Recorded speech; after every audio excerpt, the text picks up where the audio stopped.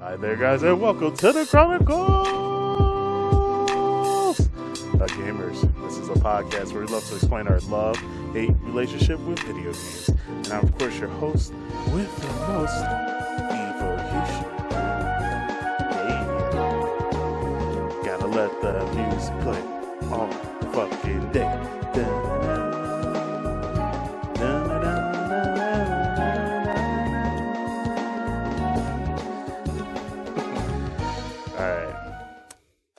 Once again, this is the Chronicles of Gamers. We are a podcast where we love to explain our love-hate relationship with video games. Mostly a little bit of confusion. Well, I guess a little bit of love today. I'm, of course, your host, Efocutioner. And, wow. First and foremost, I got like a quick breaking news! And that's Sony actually changed its mind, so the PlayStation 3 store will not be closing.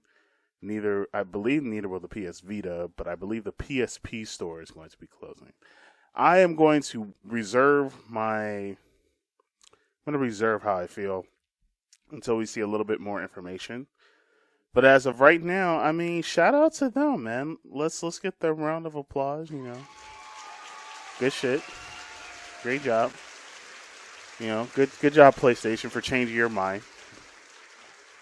I figure I had to mention that real quick. Like that, I want to see what happens afterwards, but you know, I don't need to go crazy with the purchases. But at the same time, I'm going crazy with the PlayStation 3 purchases. So, anyways, though, I do. Oh, and then one more thing. Yes, I did stream Asura's Wrath, and the game did not work. I'm very sad to say that. I was very disappointed. I bought Asura's Wrath on Amazon. And it didn't work. It was complete booty butt cheeks. I'm waiting for the game to get returned. Oh my gosh, it broke my heart on stream. So unfortunately, the game stopped working after the first level, which was surprising because I only played the first level to see if it worked. I will never do that again. I will only purchase used products from certain locations that actually test the game. Yo, he really charged me over $100, and luckily Amazon gave me a refund.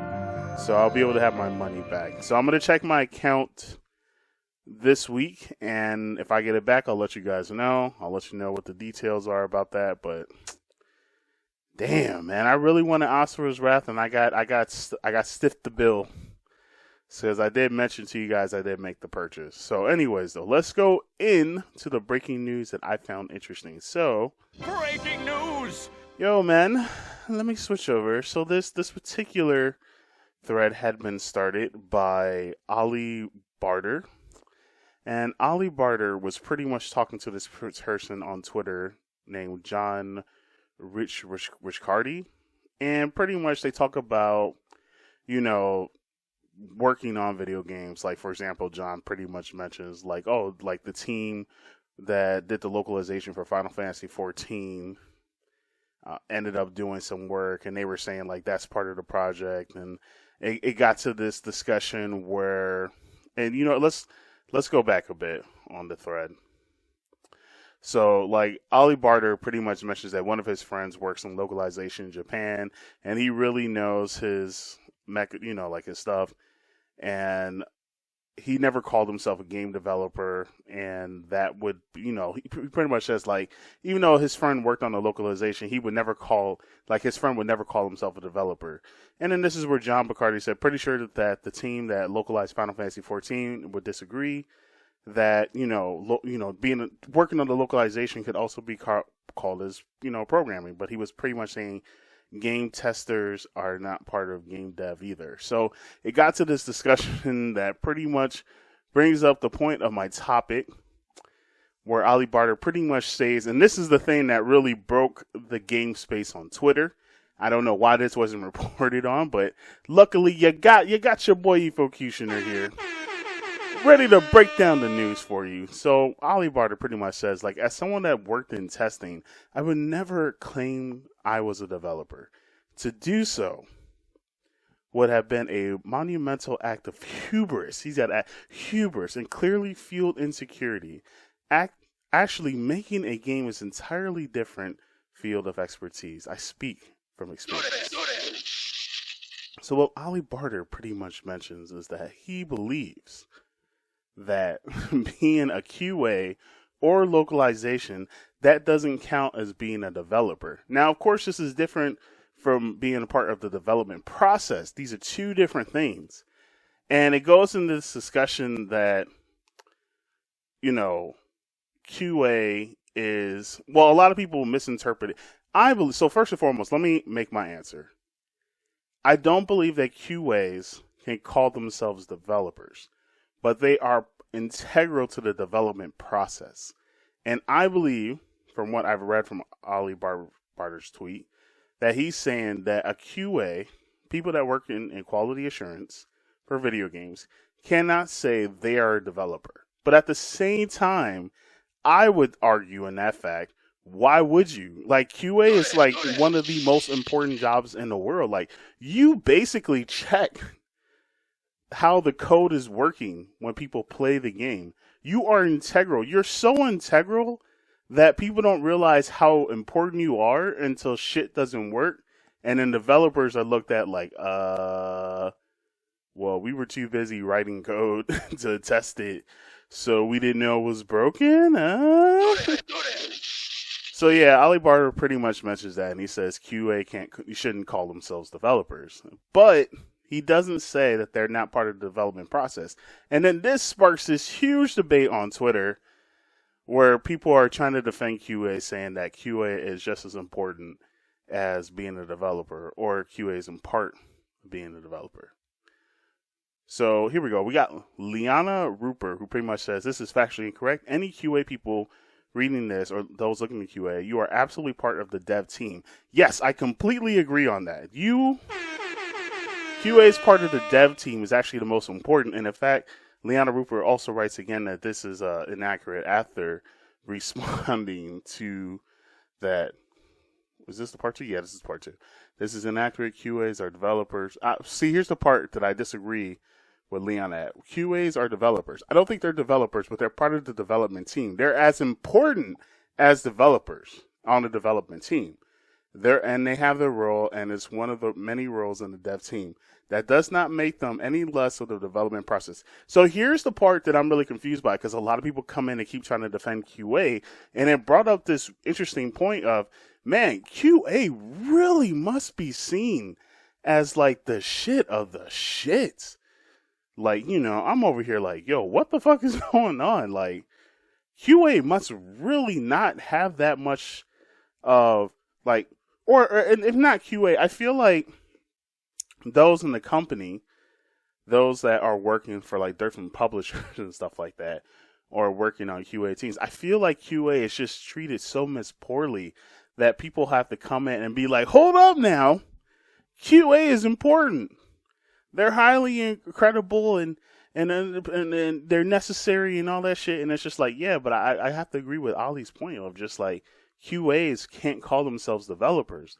They are extremely important on the development team. Hell, we have recently seen the power of QA. If you don't have people testing your shit, you have broken products, or products that don't even work. We've seen this already at the start of 2021. Do I need to sit here and list off a bunch of games? Hell, we could just look at Outriders. Shit ain't even working half the damn time for people.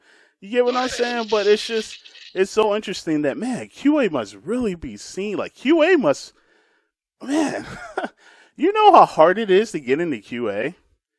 I tried to apply it to get into QA just to test fucking games and then to help out and then use that as a jumping point to further my career in the video game industry. And that was the most difficult process of getting in. So it's just crazy that QA has this ridiculous, like gatekeeper, hard to fucking get into the damn door type situation, and then people get in the door, and then we hear about how QA is barely treated as like, humans, like they're treated as second class citizens. Like oh man, it's actually snowing outside. I'm so sorry for getting distracted. It's just ridiculous. I'm dumbfounded. It's spooky. That I'm seeing people trying to defend QA as like, yo man, QA is important. They're in progress. They're part of the development process, the development team, And then one person's just like, yeah, but they're just not developers. Like, I feel like QA is like the Anakin Skywalker of the video game industry. It's so sad. It's just like, we acknowledge your seat at the console, but we do not grant you the power. We don't grant you the status of master. You are not a Jedi master. You are integral to this process. You have a seat at the table, but unfortunately, we do not deem you as master. I feel like that's the same thing with composers too. It's just ridiculous. Like these are the categories that people just really undervalue, and it makes me sad. Like I feel like it's QA, it's composers, and those that make sound design, and even the art process. Like it's just ridiculous. But if you want like the best example, I highly recommend looking up this game on PS3. It's called Legendary. This game looks amazing. And it's a game that was inspired by so many different games at the time. Like it took all the ideas of what these games do. But I can guarantee you, if there was a QA team, they did not do their fucking job. Because the controls are horrible, the cameras are horrible, the music is, it goes on and off at weird, appropriate times. Even the sound effects didn't go off at the right appropriate times. That game was true booty butt cheeks. Booty butt cheeks. So if you want an example of like how important QA is, how important having sound design and fucking composers in a video game, I highly recommend looking up the game called Legendary on PS3. Not the best game. Not the best example. Of course, there are other examples I could use, but I like to use Legendary because that game was made to be legendary, and it was a legendary piece of shit. So, oh man, I'm so sorry for QA people, but thank you at the same time. And for those interested in looking to get into the industry, just to let you know, I think QA is an amazing thing to get into, and if you get in, great. Use that as a jump off point, but just be prepared that even those in the industry, even those that make games and they themselves are put through a lot of rigorous strain and BS, they seem to treat QA as like second class citizens, and I think that's just like fucking horrible. Like QA should get the same type of rock star status as developers, and I think developers need to get more showcase and stuff. So I'm done with that point, but I just found it interesting to bring up because it's just like, yo, it's definitely the Anakin Skywalker of the video game industry. Anyways, though, I got a quick breaking news because this one's ridiculous as fuck. So, breaking news, and this one's gonna go fast. So apparently, this there's this article by Slotwise that everyone is talking about. I'm pretty sure you've seen it on IGN. I'm pretty sure GameSpot has done it. If you go on Twitter or Facebook or wherever, but they put up these pictures, and the article is, and I have to find this article and read it. But how our game for my audio people, I'm going to put it in the show notes. I'm going to put all this shit in the show notes so you can find it and read it at your own pace. So that way you can see. But Slotwise made this article called How Your Hands Evolve for Gaming. And when I read this article and I saw this thing, I was like, hey yo, what the fuck? Yeah. So I'm going to give the quick cliff notes. The article is basically saying, what if our hands evolve for gaming? Here is the example of what the gaming hand of the future is. We are straight into speculation station. I just want to play Thomas. We are officially at the speculation station of gaming. Brought to you by the power of triangles, big ass controllers, and I don't know what the fuck. Yo, dead ass is snowing outside. Sorry. But yeah, look at these crazy, big ass, ridiculous hands.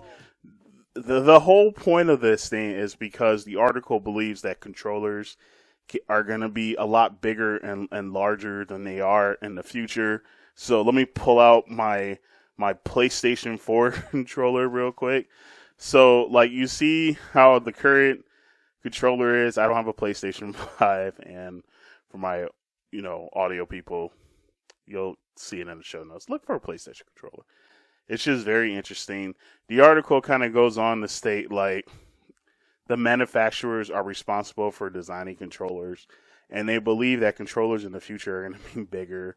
So because controllers of the future are going to be bigger and longer, pause, that hands need to be, or I guess our fingers need to be longer and bigger too. So, it's really stupid as fuck. This article is dumb as hell. I'm going to put in the show notes. I highly, and it's all because, we play games. I don't know, man. It's stupid as hell. If it happens that way, it happens that way. But I'm just, what the fuck? I'll put it in the show notes. Go ahead and read it if you want. I think it's stupid as hell. I think it's a laugh and a half. I don't believe controllers are gonna be that big anyway. So, I'm just, fuck it, whatever. Anyways, let's go into the last breaking news. So, Breaking news! now this is the one I really want to talk about.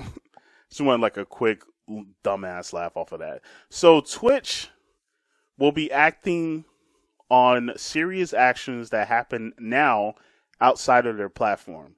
So of course we have been hearing a lot of instances where most dumbass, and I hate to say it's majority Americans, like to say the N-word on their platform, or they say things that people find inappropriate, or if they get accused of a rape charge, or etc., etc. Twitch is going to be looking at those actions, and they're going to do investigations on the case and whatever problems happen outside the platform, and then of course they'll make decisions and stuff like that. So Twitch has now been cracking down more recently, because if you notice, the last few times they have been acting off of like public opinion of what's been going outside their platform. And I believe this won't just be partners, it'll also be affiliates and those on the platform as well. So if we're going to be on Twitch now, we got to really mind our P's and Q's when we're on Twitter or Facebook or YouTube or any other platform. If you get arrested for something stupid and Twitch sees it and it makes a big fucking deal, then Twitch may ban your channel and kick you the fuck out. So it might be officially the end. In my honest opinion, I truly believe that Twitch should not really be doing that unless they are actually paying us to do that. Now, it's different if their Twitch channel is promoting hate speech. You get what I'm saying? But like, if they have a particular channel where, like, say, I don't know, they're in a fucking hot tub in their bikini and they're just having a good old time, but on Twitter, they want to say like, oh, racism doesn't exist, and it caused this big argument, and the next thing you know, people are looking up receipts of what they did in the past, and they're like, hey, I found you wearing like some stupid shit that, maybe like blackface or something like that back in the day. It's just like, yeah, that's stupid as hell, but if they're not doing it now and they apologize for it, I mean, I kind of just let it go. But I feel like Twitch could also use this case for people doing things in the past, and then if that gets come up and then that creates a lot of attention and buzz, then Twitch might be like, you know what, we might just follow cancel culture and just kick your ass out. So I'm a little bit worried about that. Actually, I'm a lot worried about that. Although I don't really have anything that I've done on that. I just think it's a little bit stupid. And then also, I do not know what their process will be for investigation. Like, what are they going to be investigating? Are they going to wait for like situations or things to occur? Like, so say, for example, someone accuses a Twitch streamer of, rape. Are they going to help with the investigation to see if this particular rape charge is true? Or are they going to act and cancel the Twitch streamer before said case, even plays out?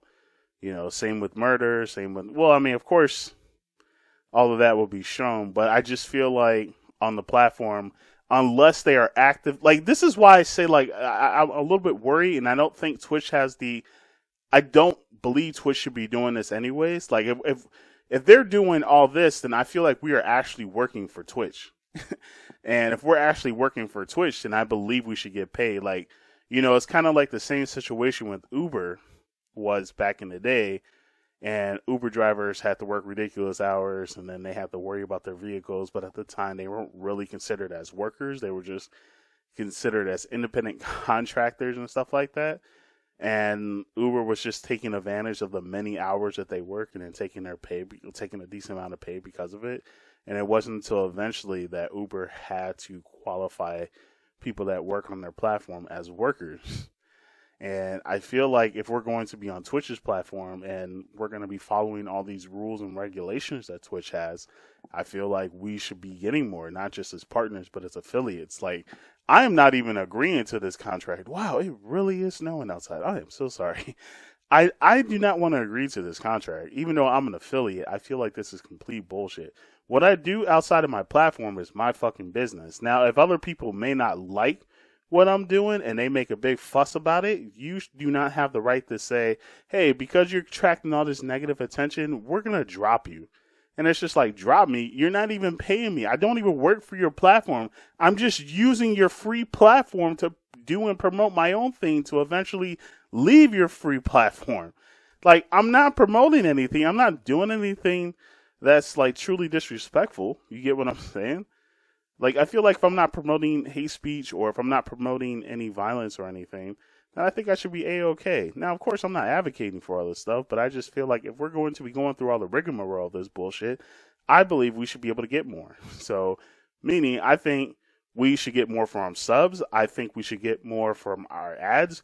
Mainly, I think we should get a lot more for playing fucking ads on your damn platform.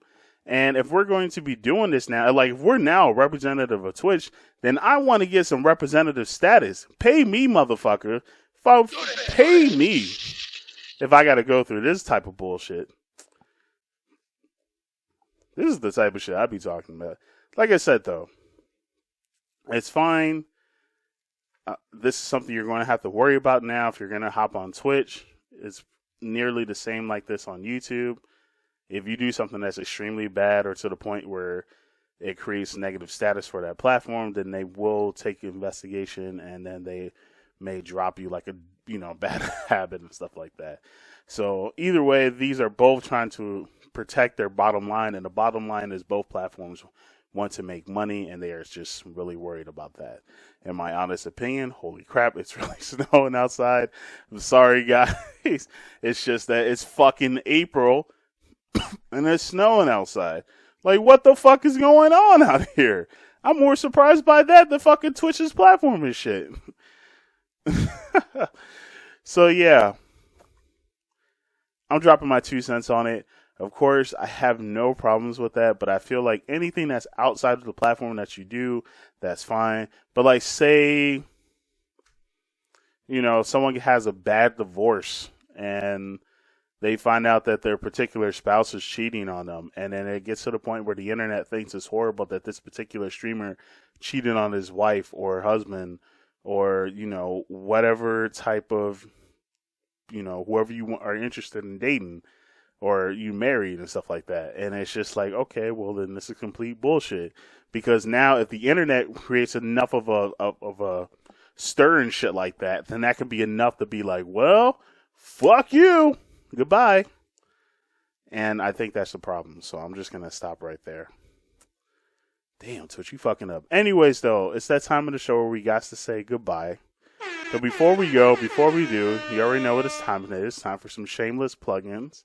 And the biggest shameless plugin right now, and I have to say that we have fucking snow.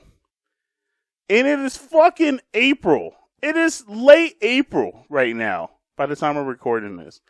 And there's fucking snow outside. And I'm about to go out. And I just got my second COVID shot. And there's fucking snow outside. Anyways, though, the Chronicles of Gamers, you can type us in Google. We are on Facebook. We are on SoundCloud. We are on Stitcher. We are on iTunes. We are on YouTube. For my audio people, just type in the Chronicles of Gamers. In Google, you'll find all this information. For my video people, follow all the stuff at the bottom that you've been looking at. Go ahead and just follow, man. I'll appreciate it. Also, you can comment at the bottom of both the SoundCloud and the motherfucking YouTube. Follow your heart at whichever one you want to choose. And if you want to message me and let me know anything about what I've discussed, you can message me at the Chronicles of Gamers Podcast at gmail.com. Also, you can follow the Chronicles of Gamers on Twitch, but you'll also find out this information if you type us in at Google. Anyways, though, I gotta go. Thank you for tuning in. Thank you guys for watching. I'm out of here. Fuck. Did it just stop? Nope, it's still snowing. Fuck the snow. Stay living. And, of course, power to the gamers.